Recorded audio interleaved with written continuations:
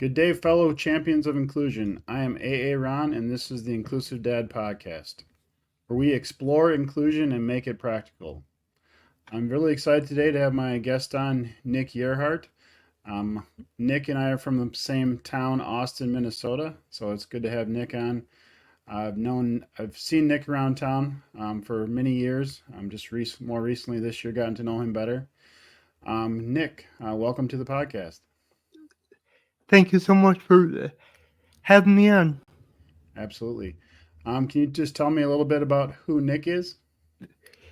Yeah, so I'm a guy that likes to I push the boundaries and figure out what I can do for myself. So I do have cerebral palsy, but I don't let it stop me from doing much of anything. Like the doctor said that I would never walk, and I ended up walking at age 5, thanks to my parents. You know, having the faith in me that I could actually walk, and then working with me for like a year to help me get the strength and balance so I could do that. So basically, ever since then, I've been like, all right, I can do more than what other people think. So let's see how far I can go. That's awesome. Each of us is unique and has our own sets of beliefs, values, and experiences that shape who we are. When Nick applied to be on the podcast, one of the questions I ask all my guests is, "What is your definition of inclusion?" So, this is what Nick submitted. Inclusion means bringing everyone into the game. It's about making sure every single person, regardless of their background, has a seat at the table and the opportunity to contribute. Inclusion isn't just about diversity, it's about creating an environment where everyone feels valued and empowered to give their best. Is there anything you want to add to that definition, or how did you come up with that definition? Well, I just think that, regardless of our circumstances or what we are born with or the disabilities that we have, we should all be included. Like, it doesn't matter because on the inside, we're all human. So let's make sure that everybody has, the chance to live the best quality of life that they can. Absolutely. Has that always kind of been your definition, or has it changed over time? Oh, it's definitely changed over time. I become more wise, I guess, and I just, the more I see the world, the more I see how messed up things are. Sure, Especially for individuals with special needs. I mean, I prefer to say special abilities because sure. we all have our own unique abilities. So let's make sure that we can share them with the world and not let anybody stop us. Absolutely. Can you talk maybe a little bit have you always been included, or what is your experience like with inclusion throughout your life? Yeah, so my experience, first started in school. The school system wanted me to go through school in this special ed classes, which for me and my parents, mostly my parents at the time, I was young, but you know, they didn't want that because they knew I could learn, like, you know, let's say average or whatever you want to call it, So there was no reason for me to be in special ed when I could go through mainstream classes and I graduate, just like, the majority of my classmates did. So that was Absolutely. kind of the first step, you know. Do you find so you just kind of talked about the school part? Do you find is like your experience is school like inclusion easier, or is like in the real world inclusion easier? Or are they both hard in your opinion? Um, So for me, like, I mean, I see it daily when I go out. People. It's. I like to look at it as people just don't understand. They don't know, so they treat me differently than they would treat anybody else. Which at times it's nice, and then at other times it's just annoying. So, like when I go to a restaurant and instead of the waiter asking me what I want to eat, they'll ask somebody I'm with. And it's like, no, I'm right here. I can order my food, so it's things like that I deal with, and, I people are not everywhere is really handicap accessible. Right. I mean, I'm fortunate enough to where, I can walk and I can usually get everywhere, but I do have friends that are in wheelchairs or they can walk, but just not, the easiest. So stairs are hard and everything like that. So I hope to see, more inclusion in that aspect where people in wheelchairs or people who have a hard time walking can access all businesses, all restaurants, all public places. I think it's very important. Absolutely. How do you think? How can we change that narrative? How can we, if we not have other people experience that, do you think just sharing your story is enough, or is there more that we can do to, help it so situations like you discussed, going to a restaurant and them not asking you the question, don't happen? Yeah, I mean, I always think that there's more that we can do. So, yes, sharing my story and me posting on social media helps, but it's not going to make the change that's needed. So, we really need to, talk with like the officials, the city councils, things like that, the school systems, and really make sure that things change. Absolutely.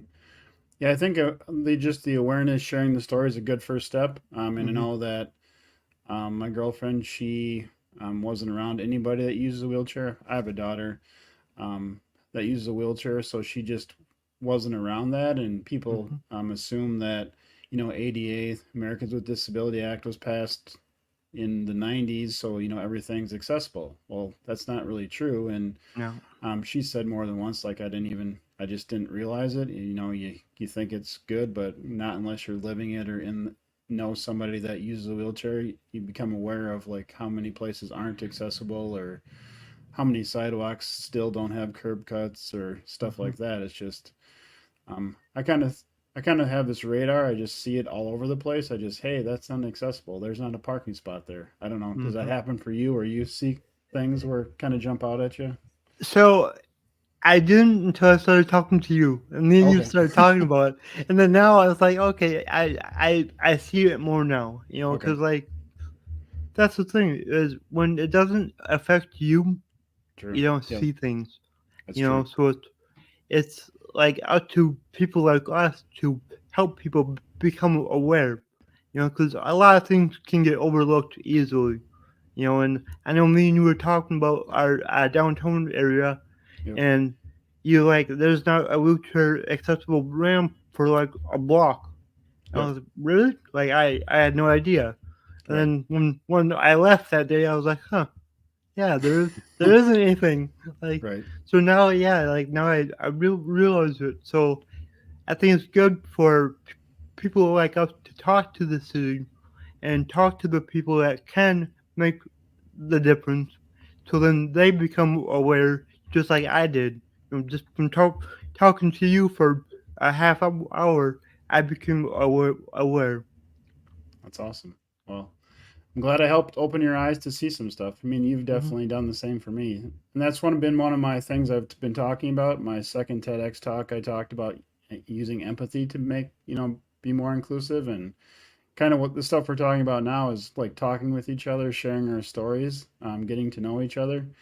You and I talking, you found out, situations I've been through that Hmm. we can change in the world. I mean, me talking with you does the same thing. So, I mean, that's kind of what I'm talking about now is just using empathy, getting to know each other. We have to talk with each other. We have to hear each other's stories in order to know, about your life. I've shared that story you shared there about the restaurant thing in Hmm. my several times, and people always are surprised. And it's just getting that out there and sharing that is just little things that you don't know about or you take for granted. So, Yeah.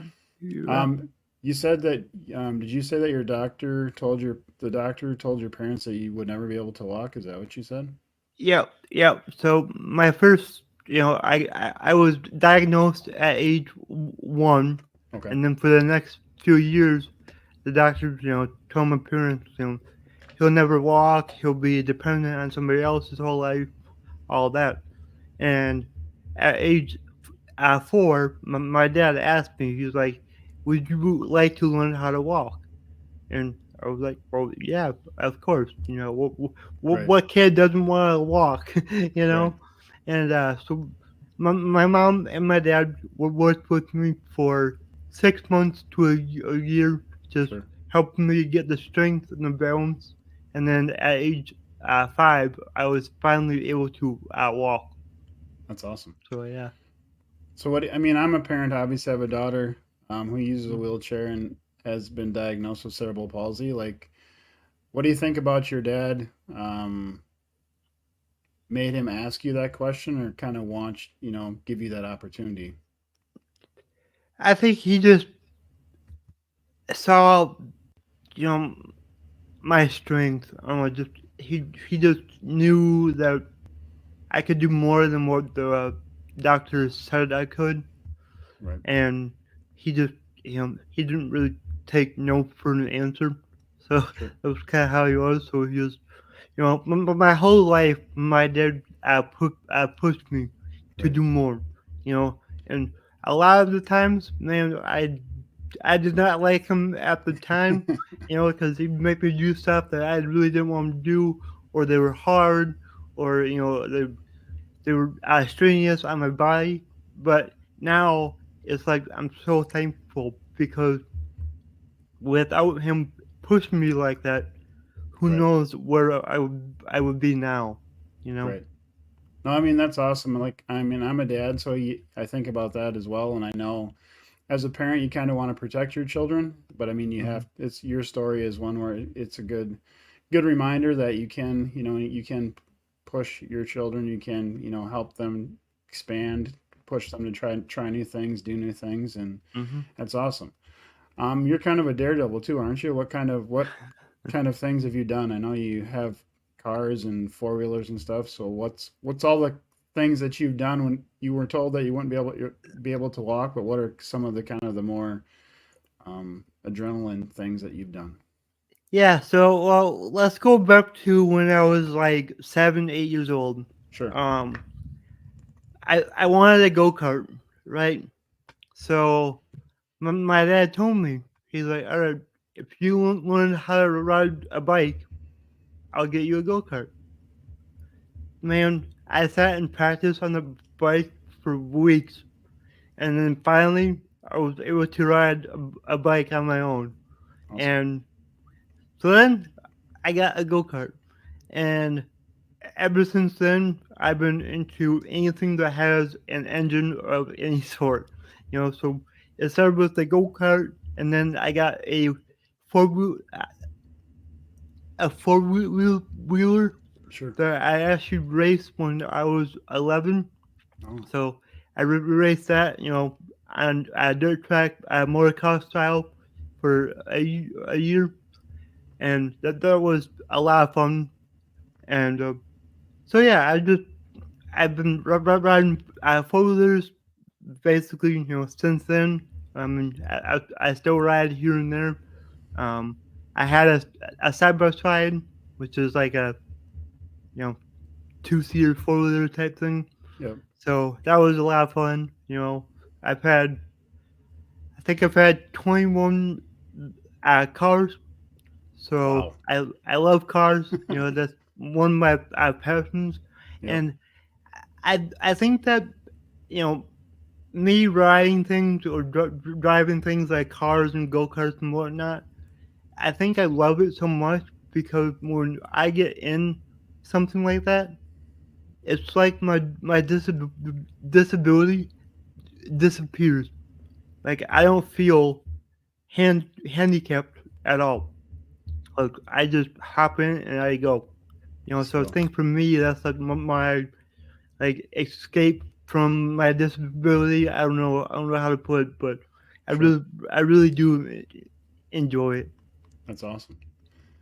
Do you use? I know some people use like have like adaptive things they use to like use a car. Do you use any adaptive equipment to be able to drive a car? No, nope, I don't. Um, I tried a couple when Okay, I was going through the process and the testing to get my license. Getting my license was another thing that the doctor said that I couldn't do. okay, So after 6 months to a year of fighting with that, I was finally able to get my license. And it started out where I had to use one of those uh, spinning knobs on the okay. wheel to Yep, yep. hold the wheel and turn. And I did use that for a little bit, but then the one day it, it broke and Mhm. got in an accident, so I quit using.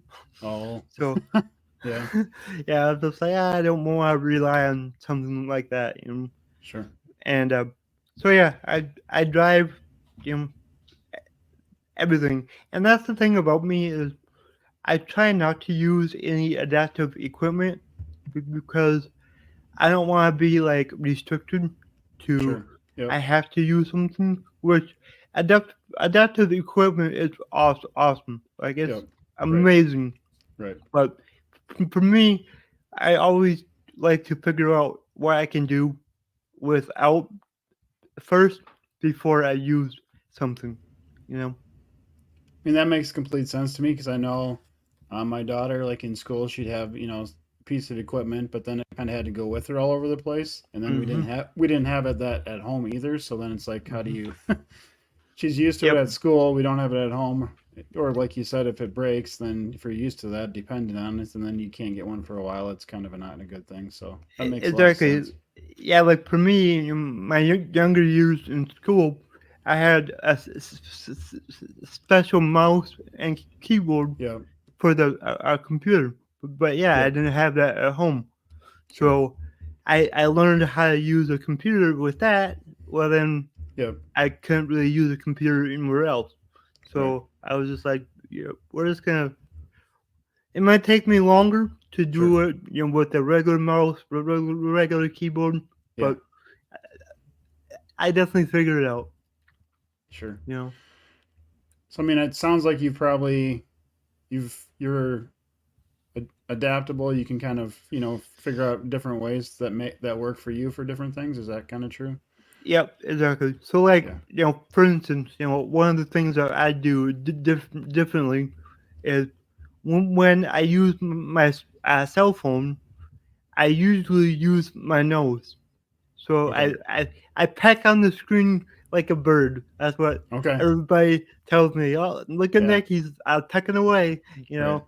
But for me, that's a lot easier and faster than using my fingers. Sure. My fingers don't work the greatest.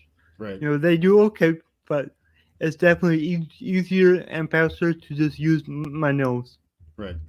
That's awesome. Do you with like the computer stuff? Do you use like voice to text a lot, or how do you? Is that Yep. something? Okay. Yep, I do. Yep, Yeah. I can type, but it's one finger at a time, Right. one key at a time, so it takes a while. So yeah, Yep. I use voice to text a lot. So I mean, I use one finger on each hand to type too, so that's not just you. there we I, go. I kind of learned that I learned how to type like that before I took like typing class, and I tried in Hmm. high school to do like typing class. I couldn't do it because I was already used to just like pecking at the keyboard. Yep, That's yep, not just you. yep. Let's see what else do I have. What? Let's see. I mean, you've traveled all over. Where have you traveled to? Oh, well, so I've been to Arizona. I mean, we actually lived in Arizona when I was in kindergarten Okay. for like 3 months, but then we came back to Minnesota. Sure. So I loved it down there. I still remember a lot from that time. And then I've gone back to Arizona, I think three three or four times. Um, you know, I'm a certified 10x business coach with Grant Cardone. Yep. So he's got an office down there. So he does events in Sure. Phoenix, Arizona. So I've gone down there for his events. And then the place that I love to go to is Florida. Okay. So I go to Florida a lot now, and usually I go to Miami because Sure. Grant Cardone has another office Sure. in Miami. Yep. So I've I've already been there twice this year. So I was down there, I think 3 or 4 times last year. So Awesome. I love Miami. It's beautiful, but man, in the summer, the humidity, jeepers, that Right. is crazy. Yeah. It's not a dry heat is what you're saying? Yeah, not at all. And for me, the way that my body moves, Okay.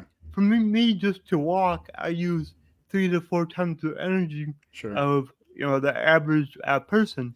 Right. So for me, when I walk around and it's 90 degrees and humid, it takes like 30 seconds and I'm dripping sweat. Right. So it's kind of annoying, but it's like, would I rather do with that or the negative 20 Yeah. degrees that we get up here? I'd rather deal with that. Well, and that's the crazy thing about Minnesota is like in the winter we can get -50 wind chill, in the summer we can get 110 heat index. So Yeah. we got the whole range up here. Exactly. Yep. What is your experience like traveling like at the airport and airplanes? How's that for you? It's surprisingly good. Okay. Depending on the airport and the airline.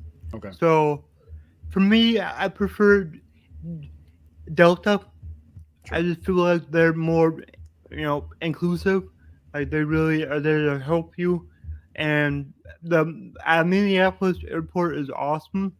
So I don't do it often, but every now and then, like I'll get a wheelchair, Okay. so then it's just quicker to get around.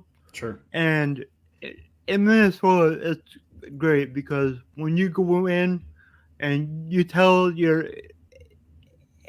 airliner that you need a chair, they'll bring you a chair, and then you have somebody that pushes you around. Oh, that's awesome. And what's nice about that is they know where to go, so you Right. don't have to True. worry about not knowing where to go in the airport.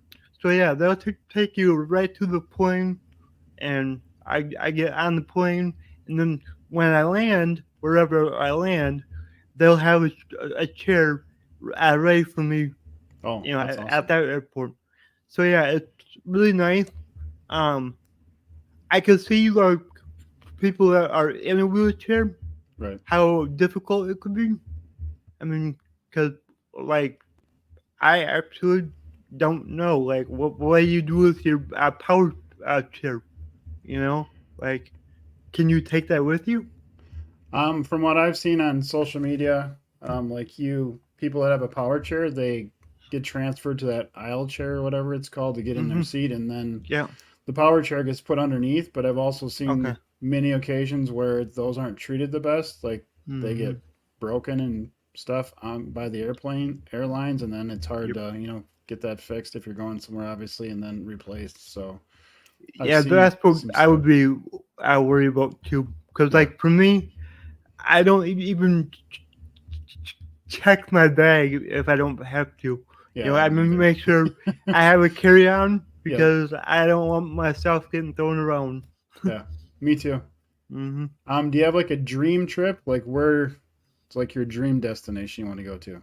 Yep, my dream destination is Dubai, Okay, yeah, and I love Dubai. I love the wealth I've got a couple friends.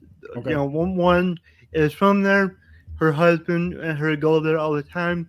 They do events over there, Sure. so I'm really excited to go over there with them and just see the culture. And then also, Dubai's got a lot of high end vehicles. Sure. So for me, I love cars. I love Yep. everything like that. So Yeah. I really want to just go over there and see all of that. What's like your dream vehicle that you want? That's a tough one because it changes like every week. So I would say right now would be a Bugatti Veyron. Okay. That's like the ultimate. I think it's just because the price tag on that is 1 million to 3 million. Yeah, I Whoa. think yeah, it's up there.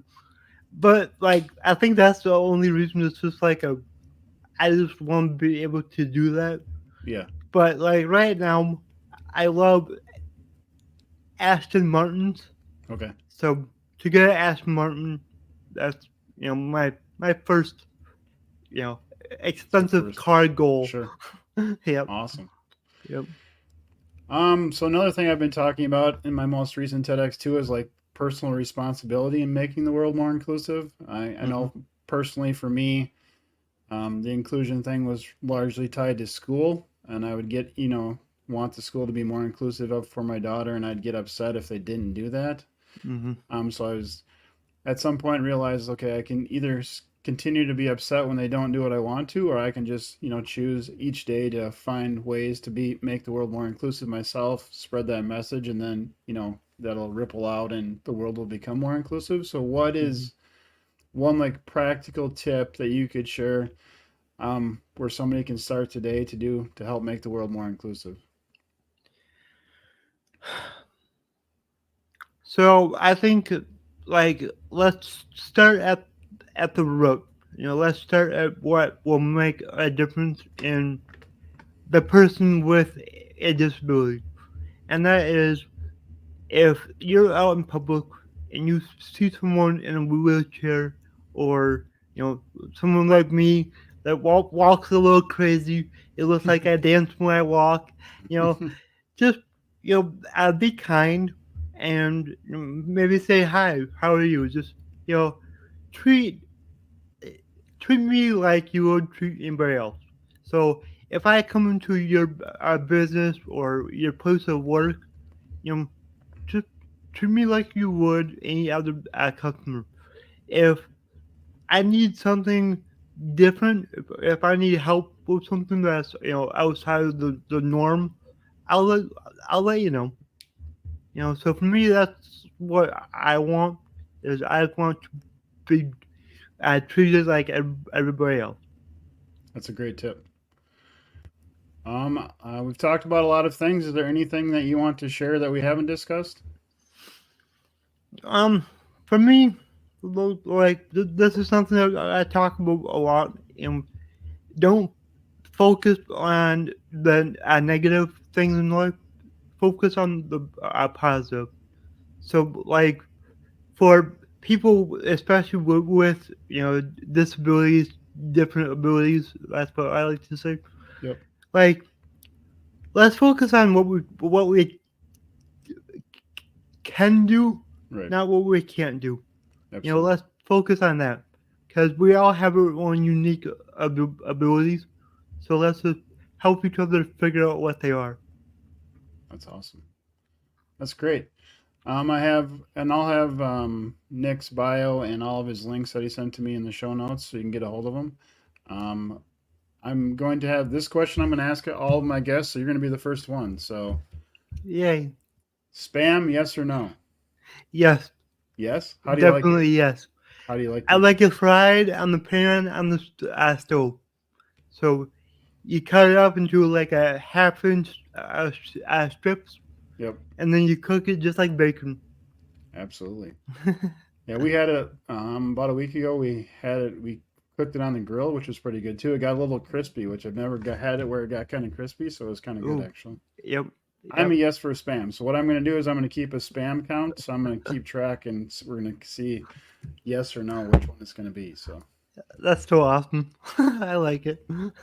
well, Nick, it's been great having you on today. I appreciate you being willing to be on my podcast. I was on Nick's podcast also, so there'll be Mhm. links I'm sure in the show notes. But just thank you for being on and being my guest. Yeah. Thank you so much. It was awesome.